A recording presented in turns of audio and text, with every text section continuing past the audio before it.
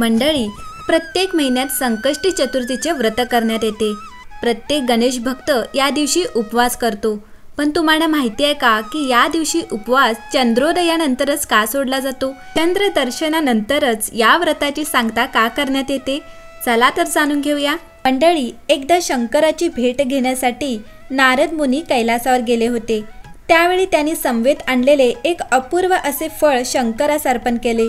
त्यावेळी ते फळ आपणास मिळावे म्हणून गजानन आणि कार्तिकेय हे दोघेही हट्ट धरून आपापसात भांडू लागले. आता हे फळ कोणास देऊ असे शंकराने मला विचारताच मी कार्तिकेयाकडे निर्देश केला. माझ्या पक्षपातीपणामुळे रागावलेल्या गणपतीने मी स्वस्थानी परतून सृष्टीकार्यात मग्न असताना महाभयंकर रूप धारण करून मला घाबरून सोडले. माझी अवस्था पाहून चंद्रास मोठी मौज वाटली आणि त्याच वेळी गणपतीच्या देहयष्टीची आणि तोंडाची चेष्टा करून तो खदाखदा हसू लागला. तेव्हा ती कुचेष्टा सहन न झाल्याने गणपतीने त्यास शाप दिला. माझे स्वरूप पाहून तू हसलास, माझी चेष्टा केलीस, म्हणूनच यापुढे त्रैलोक्यातील कोणीही तुझे तोंड पाहणार नाही. तसे केल्यास त्यांना महापातक लागेल. गजाननाची शापवाणी तात्काळ खरी ठरली. चंद्राचे पूर्वीचे सौंदर्य आणि मनभावक स्वरूप नष्ट होऊन तो कुरूप झाला. ते पाहून त्याचीच त्याला लाज वाटली आणि नैराश्यग्रस्त होऊन तो लपून बसला. आता चंद्राच्या बाबतीत घडलेली दुर्दैवी घटना कानी पडताच देवानी गजाननाची भेट घेऊन त्याची स्तुती केली व चंद्राच्या वतीने क्षमा मागत उशाप देण्याविषयी विनंती केली. तेव्हा शांतचित्त गणपती त्यांना म्हणाला, फक्त भाद्रपदातील शुद्ध चतुर्थीला जे लोक चंद्राचे दर्शन घेतील त्यांच्यावर विपत्ती येतील, अन्यथा नाही. देवाने चंद्रास गणपतीचा उशाप सांगून गजाननाला प्रसन्न करून घेण्यासाठी एकाक्षर मंत्राचा उपदेश केला. दक्षिण जान्हवी तीरावर जाऊन चंद्राने उत्कटतेने गणपतीची आराधना केली. एक तपानंतर त्याची तपश्चर्या व भक्ती पाहून प्रसन्न वदन गणपती त्यासमोर प्रकट होऊन म्हणाला, तुला पूर्व स्वरूप प्राप्त होईल.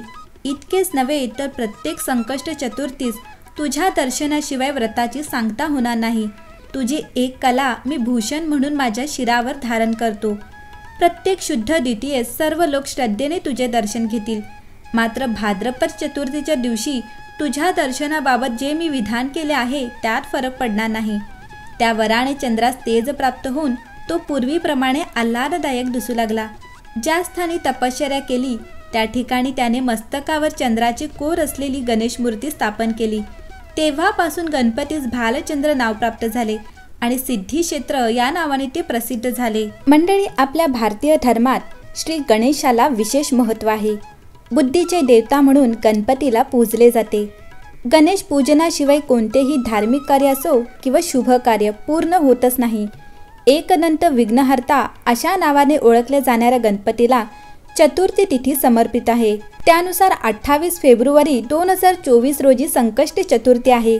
मंडळी, माघ महिन्यात पाळल्या जाणाऱ्या व्रतांपैकी हा सर्वात महत्त्वाचा व्रत मानला जातो. या व्रताबद्दल लोकांची धार्मिक श्रद्धाही आहे. दरम्यान संकष्ट चतुर्थीचा उपवास आणि का आणि कोणासाठी केला जातो हे या ठिकाणी जाणून घेणार आहोत.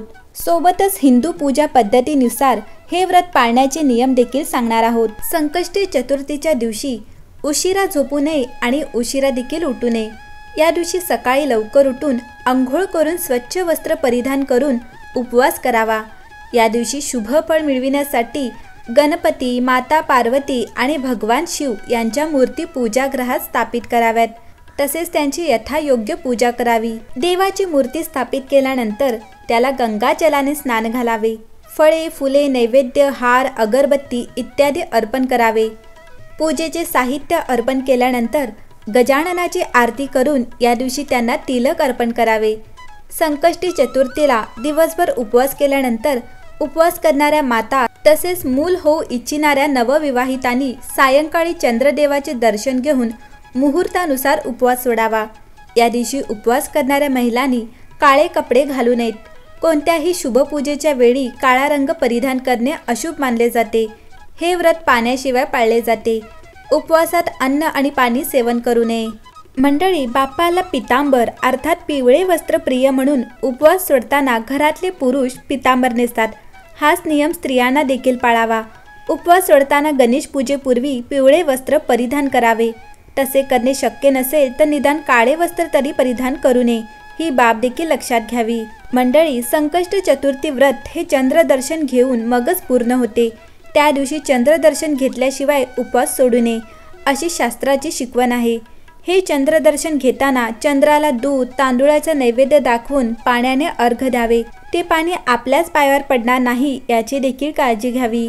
संकष्टीचा दिवसभर उपवास केल्यावर गणपती पूजन करावे। अथर्व शीर्ष किंवा गणेश स्तोत्र 11 वेळा किंवा 21 वेळा आणि अगदी शक्य नसेल तर निदान 1 वेळा एका जागी स्थिर बसून म्हणावे। त्यामुळे डोकं आणि मन शांत राहते आणि मन शांत झाले की नवनवीन गोष्टी आत्मसात होण्यास मदत होते। संकष्टीच्या दिवशी आपण बाप्पाला जास्वंदाचे फूल आणि दुर्वांची जुडी अर्पण करतो, कारण ह्या दोन्ही गोष्टी बाप्पाला प्रिय असतात। परंतु ह्या दोन्ही गोष्टी उपलब्ध नसतील तर पर्याय म्हणून तुळशी दल बाप्पाला वाहू नये। एक वेळ हात जोडून मनोभावे नमस्कार करावा, पण तुळशी कदापि वाहू नये असे शास्त्र सांगते। या गोष्टींचे पालन करण्याची सवय आपण लावा आणि घरच्यांनाही वळण लावा। गणपती बाप्पा मोरया।